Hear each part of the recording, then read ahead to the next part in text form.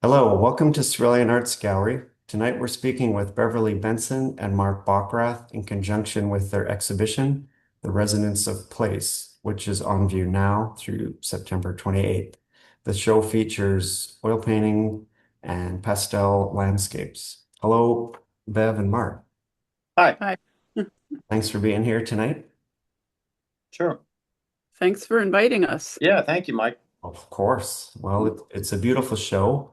So perhaps we'll get each of you to introduce yourself while Tina moves through. So, Bev, do you want to start? Yeah, I am an oil painter, pastelist. I grew up in Bucks County, and I think the woods there has stayed with me. I am still being called by the River, and I just the Delaware Valley calls to me to paint, and I also I don't know, I'm lost for words. How did you come to painting? Um, well, it's funny. My father had some paints in the basement. I don't know where he got them from, and he noodled around with them, and there was actually a very creepy painting in the basement that he did of some I don't know. It was like an apocalyptic painting, and it's kind of embarrassing to show people and share with people.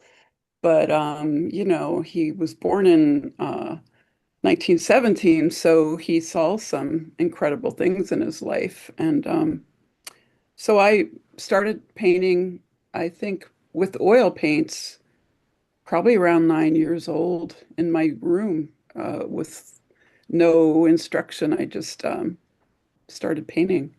But I do remember when I was very young, uh, my mother being on the phone saying, "My little artist is at it again." So I, was always drawing.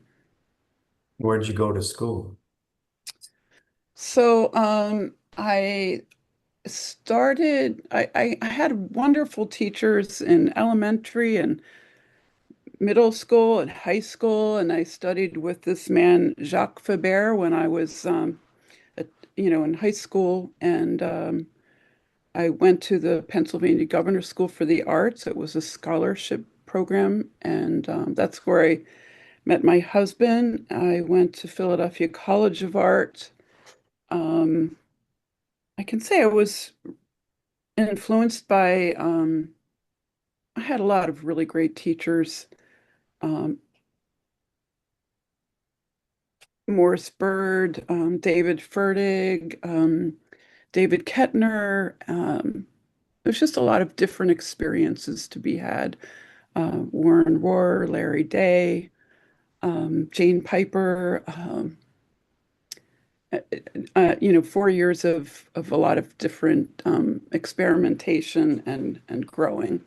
Um, but I still feel as though I'm growing. I mean, for example, I'm just learning about the opacity of paint. I'm learning, hey, scrape that dark out because you remember what Al Gold told you about thin in the darks and heavy in the lights. And what are you doing with that, thick layer of dark paint that you can't even really see the hue?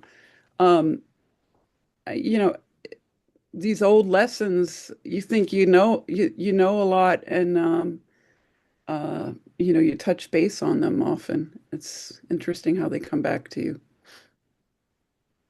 Thanks, Bev.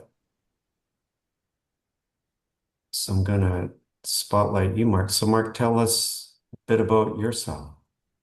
I'm a representational painter in Westchester. I do figures and portraits in addition to landscape, but I think most of what I show is for the last 30 years has been landscape. And I work also in oil and pastel. Um, I try to get outside and paint as much as I can, but sometimes I will use photographs as reference. I went to University of Delaware where I trained to be a paintings conservator, which I've had as my lifelong career. Um, and while there, to prepare for that, you take art history and studio art and chemistry. And I took as much studio art as I could. And like Bev was saying, you have people who influence you your whole life. I think probably the biggest influence on me was Professor Stephen Tanis, who did still lifes and figures, and he still is a great painter. And I see him now and then at a figure drawing group that we have at the University of Delaware. Um, my father was an engineer who painted on Sundays, just copied things. So I pretty early on I got to see oil paint on a palette and see how you could push that around and mix it. And I thought that was fascinating. But I didn't really start painting in oil very much until college. And most of my art training before then was really just me copying illustrations. And I would just draw illustrations from Howard Pyle and N.C. Wyeth and especially Frederick Remington. And I just learned how to draw from copying those, I think. But I always did draw a lot of colored pencil and things when I was young, but um, not really serious about it till college, I think. Well, thanks, Mark. So I guess I'll ask both of you what it is about the landscape that attracts you as a subject. Well, I think of landscape as like a huge still life in some ways. It's just like these objects that are on a plane, and it's lit from one direction, but it also there's just this really strong emotional content to any landscape, and like the title, "The Resonance of Place," that if you're trying to depict something which is an actual place, which would your memory would recall that place after you see a painting of it. I think that's the power of landscape for me is that in addition to an opportunity to use a lot of color and create atmosphere, I like the aspect of there being changing light, and that's the challenge for me is that the light is constantly changing as you work, and I work from about 1 o'clock till 4 typically in the afternoon, so that the light changes the least. But I do like that kind of challenge of trying to depict something before you that is in flux. But and I didn't always do landscape. That was more probably the last 30 years or so. I've been doing lots and lots of landscape, but I didn't start out that way. Landscape was sort of a background for the other things for me, but then it became a subject of its own after I moved out here from Ohio, and it just the landscape around here was just so beautiful that it was really captivating to me. How about you, Bev? Um, so I enjoy sometimes I sort of claim a little area for myself. For a while it was the Darby Creek, a stretch of Darby Creek that I like to walk down. Some landscapes I don't feel safe in as a woman. So I do a lot of venturing out with my camera.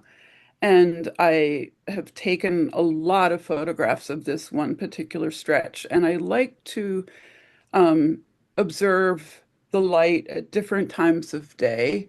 Um, when I do go out, often I like to start painting in the afternoon, early afternoon, maybe 2, 3, and uh, paint through until the golden hour.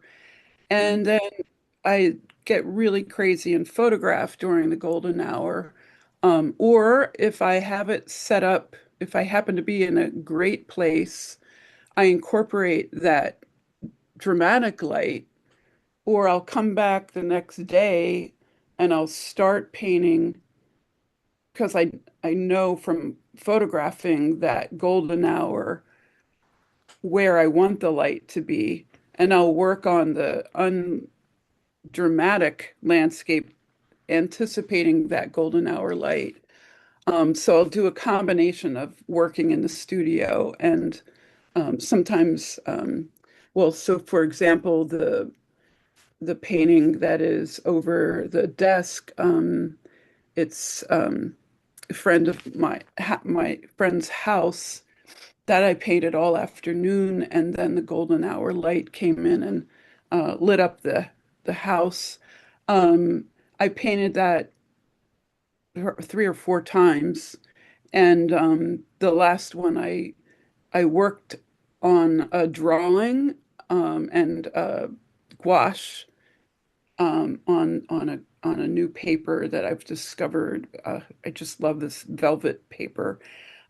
Does not buckle, and so I did a gouache painting underneath that, so that when I arrived, I had the layout, and then it was just observation without, so that I could work swiftly because I'm a very slow painter, and so it really helps me to have a an advantage when I show up. So my work is a combination of studio and plein air. This one, for example, is plein air. The funniest story with this one is that's oil pastel. I bought some metallic oil pastels and I put them in my kit thinking I'll just, save it for a little special um, marcation, just demarcation for, I didn't know what I was going to use it for. And there were quite a few of these colors, and I didn't know that I was using them when I was out in the field, and I got home and discovered that I had a very sparkly picture. So I ended up scraping a lot of these metallic pastels off of this, and then I went back and reworked the piece. But that was just a little side trip adventure. So both of you work in oil and pastel. So how do you decide which media to choose, and is it a different feeling working with one or the other? Can you talk about that a little bit, since both of you do that? Do you want to go, Mark? Oh, sure. I think to a degree it's the subject. Um, I, I I must say I have more confidence in pastel, and I find it less frustrating than oil, and it seems more natural to me. I think because um, I feel like to some degree I'm more of a draftsman than a painter, so being able to draw with the color and to smear and to erase um, seems more natural to me in some ways than building layer upon layer of oil. Although the oils are often just all at one shot, but I feel like it's less chance of a mess in a way, or less chance of a failure sometimes with pastel. Um, but I do like I just love oil paintings and the complicated technique and the layering and the transparency and the opacity and um, so I do keep up with that. It's funny in this show. There's more oils than pastels. Usually, it's about half and half, or even more pastel than oil. But I try to keep up with both. But I do find that the pastel seems a little easier for me somehow, and I think it's just a really immediate thing. And there's something about if you if you're painting in oil and you put a color down and then you put another color on top of it, it just that's wrong. It's just so wrong compared to pastel. Like pastel, I feel it doesn't dirty the color so much as if you put one color on top of the other. And with pastel, I have probably 300 pastels. So if I figure out that one is really the wrong color in one stroke, I just immediately stop doing that and look to the box for something better. So less, I think it's a little easier for me that way than the oils are. How about you, Bev? I don't know. I love both of them so much. I can say, uh, doing landscape. I remember one of my first students. I hadn't seen her in years, and she said, I remember as a teacher, you told me how you hated green. And I was like, whoa, I said that because I'm still saying that. And recently I bought two different brands of sets of green, 25 and 20. And I looked at them and I was like, you know what? I'm gonna go paint and oil paint. It was just too much to choose from. I thought maybe it would make my life better. And what I found is that I realized the simplicity of the palette and being able to mix those colors and understand why the green was the green that it was, and oh, I need to add this to make it a different. I think maybe it made me realize that I need to earn those extra colors because I need to know what I'm doing. So it sort of threw me back over to oils, but I there's just different things that make me. So I did this during the pandemic. I had a really heavy heart because my friend was in a coma, and I ended up trying to channel her through this one landscape, and I did this watercolor that turned out horribly. And then I was being coached by a friend, and she said, "You need to channel your friend." And I did, and this amazing chalk pastel came out. And then I wanted to be more physical, so I added um,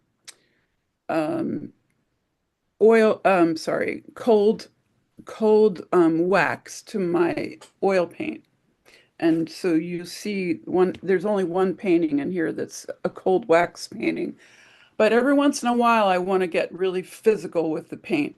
And so I'll add cold wax to that. So there's a lot of, I suppose there are emotional reasons why I choose materials sometimes. And I don't know, I'm one of a continuing revelation. I think I just like to switch it up because I like to mess around with underpainting. Sometimes I'll do underpainting of opposite colors just to shake myself up. Sometimes if I'm just feeling too heavy on the greens, I throw red in there just to say, if I put red in there, it'll make me see the green. So I think I'm about shaking things up to make me discover more. Now, usually as a living artist, we have the weight of history on our shoulder, like what has come before. Mark, as a painting conservator, is that more manifest than? Yeah, that's interesting. You should ask that because since we were both at the Pennsylvania Academy and I was conservator there for 11 years, um, and I was thrilled to work on the collection of American paintings because I love American Impressionism and Barbizon era, and they had so much really high quality material from that. So when I'm working on the paintings, I have my nose right up against them, and I'm sometimes looking through them in a microscope even and learning about the techniques and then reading about the artists and how and who they learned from and what they did. But I had to be careful with oil painting that I don't look at a landscape and think, oh, there's blue sky poking behind those clouds. Winslow Homer could do that. Right. And there's a tree that has this real transparent color. George Innes could do that. Or here's this beautiful beige versus green grass and dirt in the foreground, and an American Impressionist could do that. Because if you think that way, you're going to end up with this train wreck of a painting if you are trying to mimic that. Um, so I just had to give that up and then uh, start my own maybe my own method. I don't think that way with pastels though. For some reason, I don't look at the scene and then say, well, I mean, because they're landscapes, so it's not like I can say I'm going to try to channel Mary Cassatt and Degas because they didn't do landscapes um, to any degree with pastel. So that also kind of gives me less baggage when I'm working to do pastel over oil. But yeah, it's got to be careful not to think too hard. I mean, that's the other thing when you're just painting generally. If you just start overthinking, you're lost, Right. I think. I definitely see the Barbizon in your work. All that olive and brown. Yeah. Beautiful. Yeah. So, Bev, I want to ask you about the large painting in the show. Am I right when you said that you did it in 3 days? Yeah. That sort of contradicts your statement that you're a slow painter. Well, so I mean, I might spend 3 days on some of these other works, but this one just grabbed me and I couldn't do anything else. I some other paintings, I might work 3 hours here and 3 hours there. This one was 3 solid days. So when I say 3 days, it really was Dawn to total dusk. total of might have taken me 3 weeks. Mhm. Uh, but like my husband would come to the door and just no, like don't mess with her. Um, I was really in a dark place, and so I take a lot of photographs, and I had been to the grist mill with a group of painters, and I take lots and lots of photographs of places, and this place really um, got to me, and so I wasn't even looking for this in my um, library of images, but when I came upon it in this mood that I was in, um, just kind of feeling like the world is crazy and what's going to happen with my children and things like that. I came upon this photograph and it just brought back the memory of that place and how great I felt and how when I took this picture, I was like, wow, what a magical, because I think in terms of is it a 2-3 ratio, a 3-4 ratio, a 1-2, and I knew this was my sweet spot of a 2-3 ratio, and I just knew I had to paint it then, and I looked over and there was this 24 by 36-inch painting surface, and I grabbed it and I'm like, okay, here we go, and it just took me away. So that's just I don't know, every so often a painting hits me like that, and that's one of them. It's my recent one that just grabbed me. So, I'm curious to know, this being a two-person show, like how your view of your art is different when you bounce it off somebody else's work because you didn't know each other like too well, right? Before Right. the show. I mean, you were in a previous show together, but Yes. When I first entered the room, I thought, wow, this is an interesting show. And I almost thought like you might think that the same person did this work. And Yeah. but I know my work so well, it's different. But I looked at each piece and I couldn't believe how the when I moved from each piece that they resonated with each other. And I guess because we're painting around the Delaware Valley, that they speak to each other, and I feel like we have a very similar language, and it gives me great joy to show with another artist. So yeah, Yeah. Yeah, I agree. I think we share a lot, partially because it's the oil and the pastel back and forth. I think Bev's color is probably brighter than mine, and her strokes are different. So that was kind of interesting to see a comparison. It's like, oh, maybe I should try that. But it's also, I think we have a similar attitude toward the subject and the degree of cropping and the use of perspective. And then I think we both want to have the thing very firmly, correctly drawn. And it's still, cropping and being inventive with the color. But I think we probably look at the scene similarly. I feel so that there's that kind of kinship, and I think that's why they sort of fit together in a show so nicely. Is kind of an attitude. Is to some degree it's technique and materials, but it's also I think just the attitude toward the subject or toward landscape painting. Generally, I mean, some people use the landscape in a way which doesn't have so much emphasis on individual place or that it's or realism of you. Some people at the opening said with both of our work that I feel like I could walk into that painting, and I think that actually is not the way all landscape painters work. They don't want that effect necessarily, or that's not But I think it is with us that the sense of place. Yeah.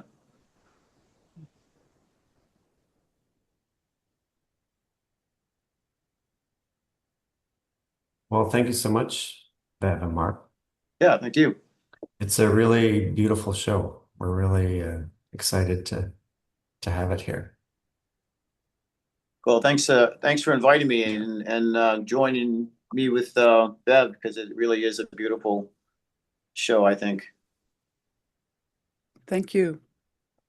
So the show is up through September 28th. We hope people come down to check it out. And everything's also available on our website, ceruleanarts.com. So thanks again and have a great night. Yeah, thank you. Thank you for having us.